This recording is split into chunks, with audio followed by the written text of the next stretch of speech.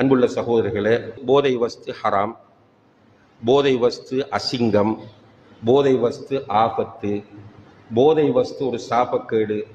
இதை சொல்றதுக்கு குர்ஆன் ஹதீஸ் ஆதாரம் காட்டி சொன்னா தான் நீங்க நம்புவீங்களா? இல்லை, எல்லாருக்கும் தெரியும்.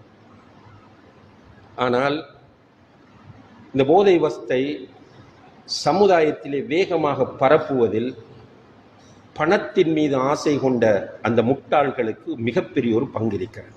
அதான் நான் ஆரம்பத்தில் சொன்னேன், பணத்துக்காக வாழக்கூடிய ஜாகில்களே, பணத்துக்காக வாழக்கூடிய முட்டாள்களே என்று சொன்னேன்.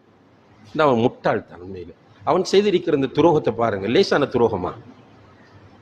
அவன் ஒரு பிஸ்னஸ்ல கொஞ்சம் லாபம் கிடைச்சிருக்கலாம், ஒரு 200 கிராத்தை வித்து போட்டு ஒரு கோடி உழைச்சிருக்கலாம். ஆனால் அவன் இன்றைக்கு சமூகத்துக்கு செய்திருக்கிற இந்த துரோகத்துக்கு அவன் யார்கிட்ட போய் மன்னிப்பு கேட்பான்? அவனை சாகத்தானே போறான்.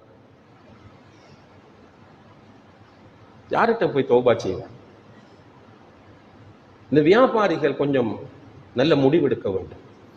மாஷா அல்லாஹ், ஒரு கட்ஸான ஸ்பீச் ஜனாதிபதியுடைய ஸ்பீச் வெரி ஸ்ட்ராங்காக பதிவு செய்து விட்டார். நாங்கள் ரெடின்னு விட்டார். யாருடனும் மோதுவதற்கு நாங்கள் ரெடி என்று சொல்லிட்டார். அதிலேயும் குறிப்பாக 1818 நம்பர் நோட் பண்ணிக்கணும், பயப்படாதீங்க. ஏதோ ஒழிச்சுத்தான் ஆகணும். இதை நான் ஒழிக்காட்டி இந்த புள்ள என்ன சின்ன பிள்ளை, நான் சொன்னேன் 13 வயசு வரைக்கும் அன்புள்ள சகோதரர்களே, இந்த பிள்ளைக்கு ஒரு பாவம் எழுதப்படாது. உங்களோட பிள்ளைகளுக்கு தான் 13 வயசாகும் வரைக்கும், பருவ வயது அடையும் வரைக்கும் நம்மளோட பிள்ளைகளுக்கு ஒரு பாவம் எழுதப்படாது. அப்படியே மூத்தான அந்த பிள்ளைகள் சுவர்க்கம் இன்ஷா அல்லாஹ். ஆனா அந்த பிள்ளைகள் வெள்ளத்தாள், கிளீன், அவருடைய உள்ளம் சுத்தம். ஆனா இந்த நாய்கள் அந்த சுத்தத்தை கெடுக்கிறார்கள். லேசான நாய்கள் அல்ல இவர்கள், துரத்தி துரத்தி கொடுமைப்படுத்தப்பட வேண்டிய நாய்கள். இந்த நாய்களுக்கு சமூகம் சரியான பாடம் புகட்ட வேண்டும். பள்ளிவாசல் சம்மேளனங்கள், சிலர் இருக்கிறார்கள் வறுமை கஷ்டம், அவங்களுக்கு இதுல பாரதூரம் புரியாம அப்பாவித்தனமா பண்றோம், அவங்களுக்கு நீங்க கூப்பிட்டு உபதேசம் செஞ்சா திருந்துவாங்க. இன்னும் சிலர் இருக்கிறார்கள், வந்தாவா போனப்போ எனக்கு தேவை காசு, இவன் என்னத்துக்கு நான் பார்க்கணும் என்கிற இந்த நாய்கள். நான் சொல்ல நாய் என்று திரும்ப சொல்றது படட்டு மண்டை. நீங்க சிலருக்கு அசிங்கமா இருக்கலாம், மிம்பர்ல வச்சு மூளை ஒரே நாய் என்று சொல்றாரு. உரைக்கட்டும், படட்டும், கேவலப்படட்டும், அசிங்கப்படட்டும். இப்படி காசு சேர்க்கிறத விட நீ வந்து வெள்ள விதி பள்ளிக்கு முன்னாடி நாங்க சதக்கா போறோம், ஆளுக்கு ₹1 போட்டா இன்ஷா அல்லாஹ் இன்றைக்கு 2000 ரூபாய் சேரும், எடுத்து பக்கெட்டுக்கு வச்சுப்போம். ₹1 போட்டா ஏற்பாடு பண்றோம் பள்ளியால, வெள்ளிக்கிழமை வரக்குள்ள எல்லாரும் ஆளுக்கு ₹1 கொண்டாங்கன்னு சொல்றோம். அல்லது ஒரு ஓட்டை எடுத்துக்கொண்டு, இந்த திருவோடு என்று சொல்வார்கள், எடுத்து வீடு அப்போ பிச்சை எடு நாய். உன்னுடைய கடையில் எப்படி நீ ஒரு முஸ்லிமாக இருந்து கொண்டு, வெள்ளிக்கிழமை ஜும்மாவுக்கு வந்து கொண்டு, பெருநாள் தொழுகைக்கு கலந்து கொண்டு, இந்த முஸ்லிம் சமுதாயத்தில் உள்ள இந்த பச்சிளம் குழந்தைகளை நாசமாக்கக்கூடிய நீ நினைக்கிறாய் நீ பெரியவனுக்கு விற்கிறாய் என்று. அந்த பெரியவன் அடிமையாகிவிட்டால் அவனுக்கு பணம் தேவைப்படுகிறது, வீட்டை பணம் இல்லை, எனவே சின்ன பிள்ளைகளை கொண்டு கொடுத்தா ஈஸியா பணம் கிடைக்கும். இந்த ரூட்ல தான் மாறி மாறி வந்து கொண்டிருக்கிறது.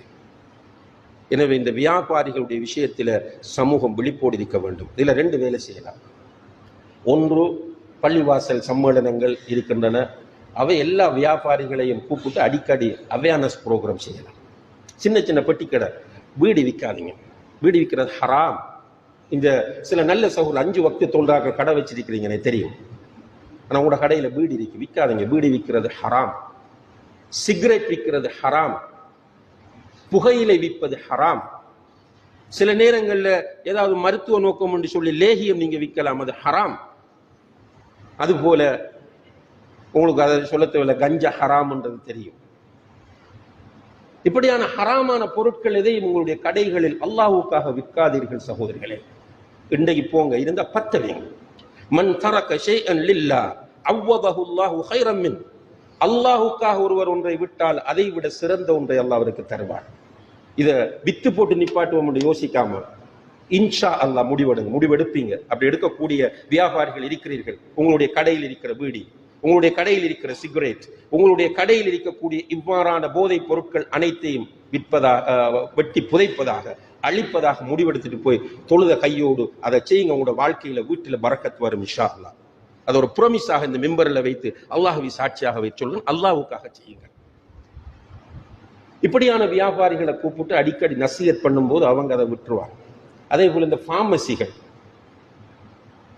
எல்லாம் இல்லாட்டியும் ஒரு சிலர் வெளியில நல்லவர்களாக நடித்து கொண்டு உள்ளே இந்த சமுதாயத்தின் புற்று நோய்களாக இருந்து கொண்டிருக்கிறார்கள். போதை மாத்திரைகளை மாணவர்களுக்கு விற்று கொண்டிருக்கு. அல்லாஹ் பயப்படும். உங்களுக்கும் பிள்ளைகள் இருக்கு, உங்களுக்கு குடும்பம் இருக்கு. நீங்க அந்த காசை எடுத்துட்டு போய் உங்களோட வைஃபுக்கு சாப்பாடு, உங்களோட உம்மாக்கு வாப்பாக்கு சாப்பாடு, உடுப்பு அல்லது மருத்துவ தேவை, உங்களோட பிள்ளைகள டியூஷன் ஃபீஸ் இருந்தா இன்னாலில்லாஹி வ இன்னா இலைஹி ராஜிஊன். என்ன சகோதரர்களே, மனச்சாட்சி இல்ல, மனிதன் தானா நீங்கள்? அடுத்தது பாருங்க, இன்னும் கொஞ்சம் பணம் நிறைய இருக்கு, அதுக்கு மேல கடத்தல், போதை வஸ்து கடத்துறது, வேற பிசினஸ் ஒன்று சமூகத்துக்கு காட்டுறது. உள்ளே அவரவருக்கு தெரியும். சில நேரம் இதுல நீங்கள் கற்பனை பண்ணுகிறவர்கள், நீங்கள் நினைக்கிறவர்கள் நிச்சயமாக இல்லாமல் இருப்பார்கள்.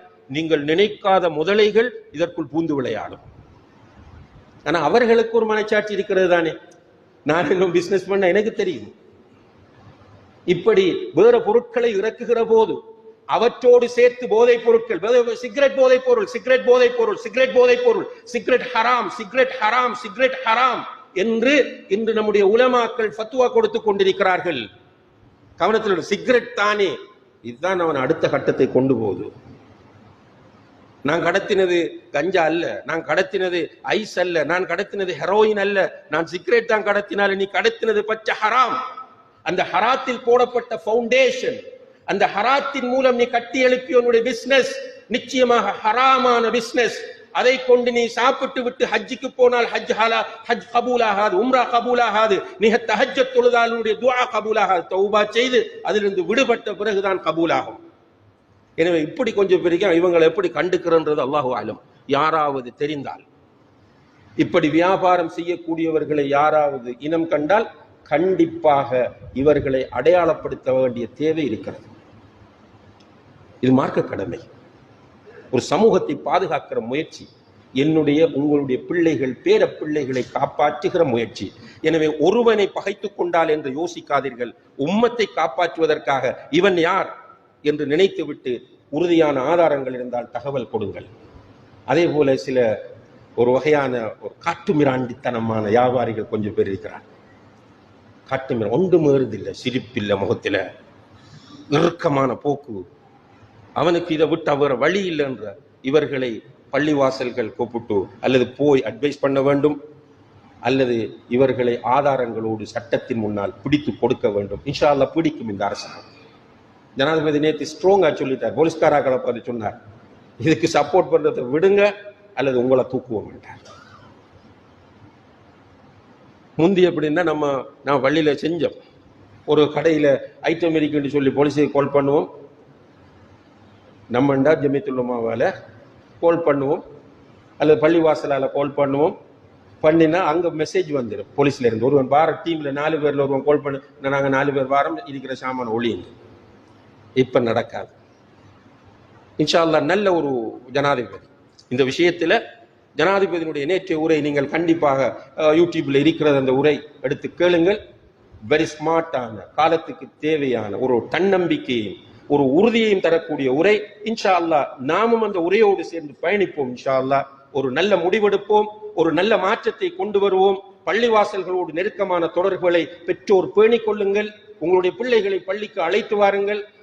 கிளாஸுகள் நடத்துறாங்க எல்லாரும் பிள்ளைகளுக்கு, அந்த கிளாஸுகளுக்கு பிள்ளைகளை அனுப்புங்க, நீங்க கூட்டிக் கொண்டு விடுங்க.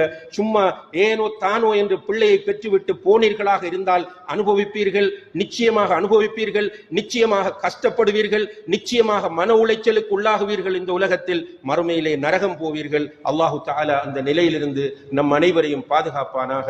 வ ஆஹிரு தஅவானா அனில் ஹம்துலில்லாஹி ரப்பில் ஆலமீன்.